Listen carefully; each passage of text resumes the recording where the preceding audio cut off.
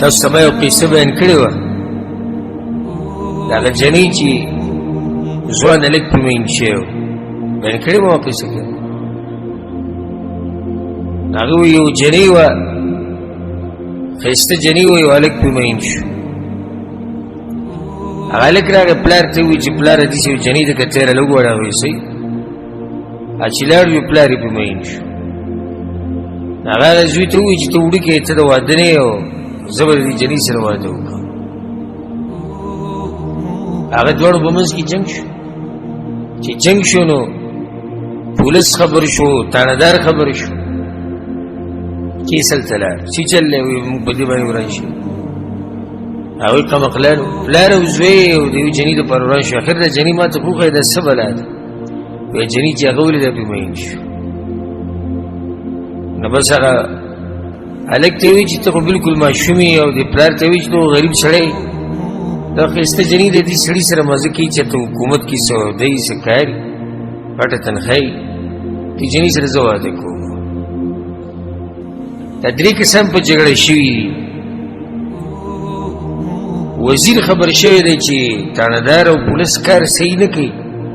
او د څو ورځو نه په جګړه کې اخته دي بس دوی راغوښتي یې قصه دا ورته قصه کړې ده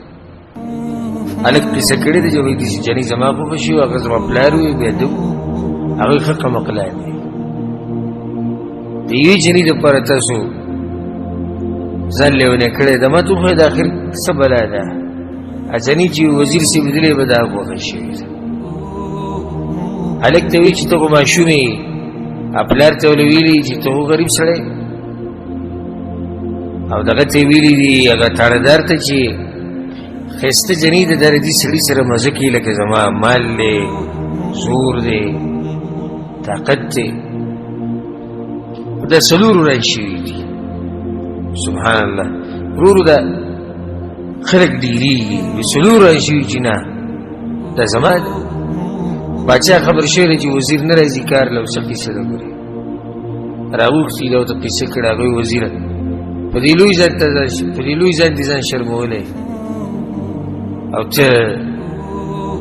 په دې جنۍ پسې لیونی شوی دا ما ته وکړه د څه بلا ده وایي چې هغه لیدلی پرې مین شوی دی خو باچا وایي چې یو به مو غږ نه کوي ځئ دې سره زه واده کوم نو دا 15 کسان وران شوي دي وی دی جنۍ بیا دا وایي چې تاسو داسې کار وکړئ مقابله وکړئ زه به منډه وهمه نو که چا راونیوم زه به ډاډه شم وایي صحیح ده بس منډه یې کړه باچا په لوی ځان منډې وایي وزیر منډې وایي تاڼهدار هم شاته ریږي هغه سپین ږیری بوډا هم منډې وایي هغه ځوان هلک هم منډې وایي کنده راله چې دوی ته نه خبر دغه جنۍ د دې کندې نه ټوپ کړو دا ټول دې کندې ته ولیدو نو بیا هغوی ته وکتو ویې خندل وایي زه د هېڅ چا نه یم تاسو قمقلان یې زه دنیا یم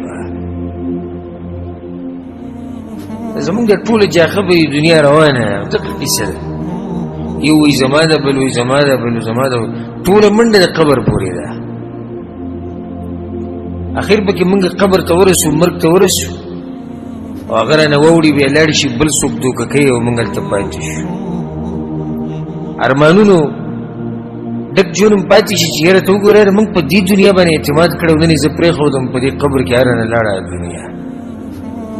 نو دنیا خو بیا کار دغه دی چې دا کسې کندې ته ورغوځار کړو اوس ځي به بل پسې داسې د دنیا انسان